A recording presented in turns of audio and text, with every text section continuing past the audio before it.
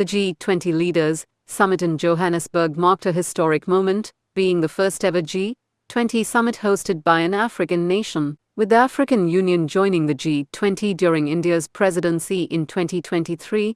The grouping now carries a stronger voice of the Global South. This year's declaration reflected that shift. It highlighted global conflicts, widening inequalities, and economic instabilities while calling for a just, comprehensive and lasting peace in Sudan, the Democratic Republic of Congo, the occupied Palestinian territory in Ukraine, rooted firmly in the UN Charter. Prime Minister Narendra Modi addressed all three sessions, proposing 6 initiatives that India could spearhead. Thus included a traditional knowledge repository, a G20 Africa Skills Multiplier initiative that aims to train 1 million Africans, a global healthcare response team, a counter-drug terror nexus initiative, an open satellite data partnership for agriculture, fisheries and disaster management, and a critical mineral circularity initiative. These proposals underline India's push for a more inclusive and development-oriented global governance framework. However, India may have been disappointed that the reference to terrorism in the declaration was significantly weaker than strong language used in the 2023 New Delhi Declaration, especially in backdrop of recent attacks like the Delhi blast and the Pahalgam incident.